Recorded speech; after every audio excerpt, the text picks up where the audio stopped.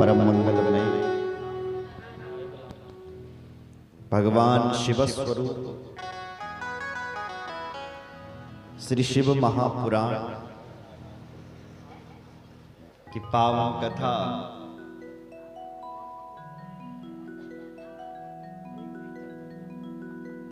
पावन गाथा में आए हुए भक्तजनों, श्रद्धा में मातृशक्ति,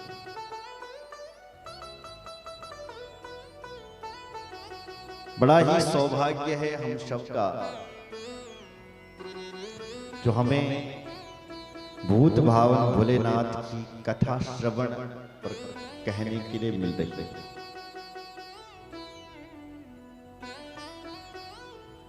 बाबा की बड़ी कृपा हुई होगी जो हमें भगवान शंकर की कथा घर पर आकर के, इस मंदिर पर आकर के सुलभ श्रवण करने के लिए मिली। आप सभी भक्तजन इस कथा में अपना तन मन धन से सहयोग कर रहे हैं। आप सबका बहुत बहुत धन्यवाद। जोरदार तालियां आपके।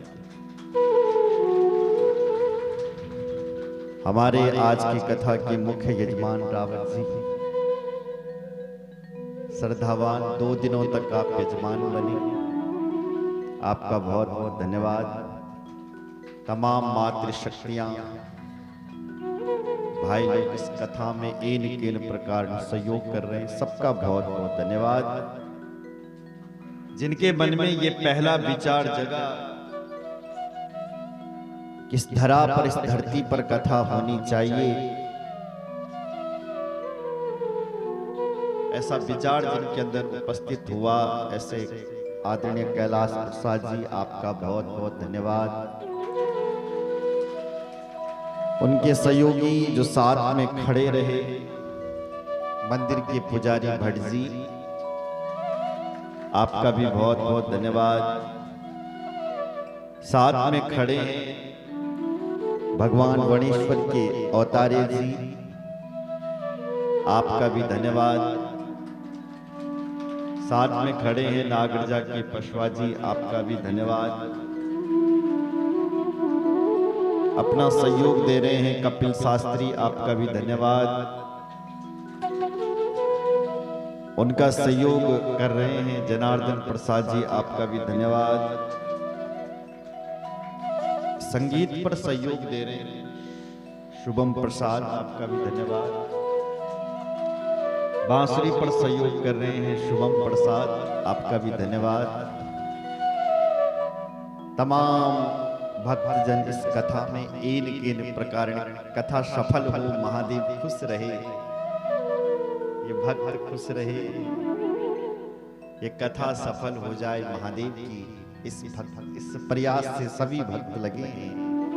भगवान महादेव आपकी समस्त मनोकामनाओं को पूर्ण करें, आपको निरोग रखें, स्वस्थ रखें, मस्त रखें, हंसते रखें, प्रसन्न रखें।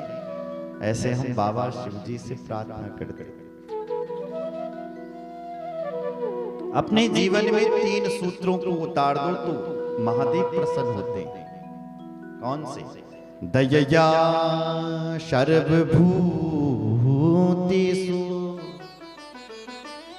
संतुष्टिया येन कीनवा सर्वेन्द्रियोपशान्त्या च तुष्यत्याशु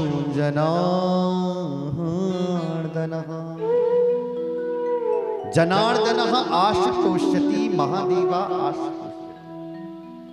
वो महादेव आपके ऊपर बहुत प्रसन्न होंगे, बहुत कृपा करेंगे। कब? जब दया, जब हमारे अंदर दया आएगी, क्योंकि दया धर्म का मूल है। और यदि हमारे अंदर दया आ गई, प्राणी मात्र पर हमने दया करनी सीख ली, तो भगवान प्रसन्न हो जाता है। अब दया किसे कहते हैं?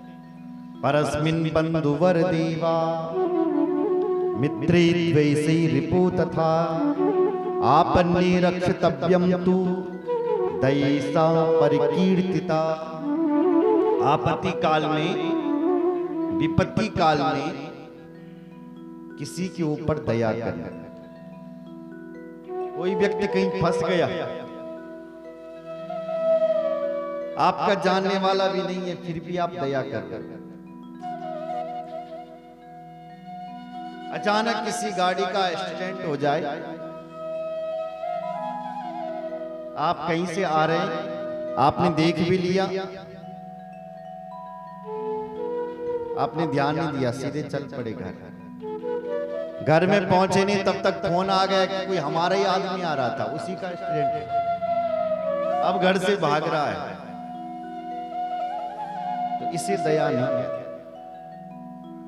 दया किसे कहते हैं? जब आप आ रहे हो उसी समय रुक जाओ, उसी समय दया करो। चाहे कोई अपना हो चाहे पराया हो, यदि वो गलत परिस्थिति में है तो उस समय उसके ऊपर दया करनी चाहिए।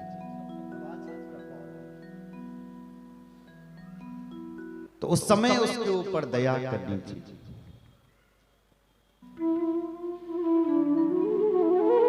क्योंकि दया धर्म का मूल है। और यदि आप उस समय दया करोगे तो भगवान शंकर प्रसन्न हो जाएंगे। पहली बात, दया को अपने जीवन में उतारना। दूसरी बात, संतुष्टिया येन केनवा। जीवन में संतुष्ट रहना सीखो। संतुष्ट मतलब भगवान ने आपको जितना दिया है उतने में ही खुश रहो। अब भगवान ने क्या दिया है? भगवान ने हमें स्वस्थ शरीर भी दिया है, तो बहुत बड़ी कृपा है। रावत जी कह रहे थे, बोले महाराज हम तो भगवान से स्वस्थ शरीर मांगते हैं बस, और बहुत बड़ी बात कह दी,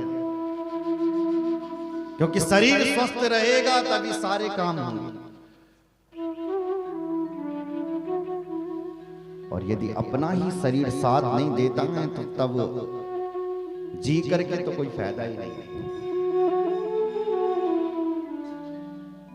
इसलिए भगवान से, सही कहा आपने, भगवान से सबसे पहले यदि कुछ मांगना है तो मंदिर में जाकर के यही मांगना कि मेरे भगवान मुझे कोई बीमारी मत देना, मुझे स्वस्थ शरीर देना बस।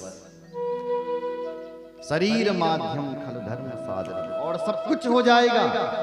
शरीर सुरक्षित, शरीर स्वस्थ चाहिए। बोलो जय श्री राम। आजकल लोग रोते रहते हैं भगवान ने हमें क्या दिया, हमें तो कुछ दिखा नहीं, हम जैसे कि वैसे। अरे भगवान ने तुम्हें स्वस्थ शरीर दे रखा है तो भगवान की तुम्हारे ऊपर बहुत बड़ी कृपा है। क्योंकि तुम देखोगे तो कुछ लोग ऐसे हैं जो 12 महीने हॉस्पिटल में पड़े रहते हैं। कुछ लोग ऐसे हैं दुनिया में जिनका शरीर ही काम नहीं करता है।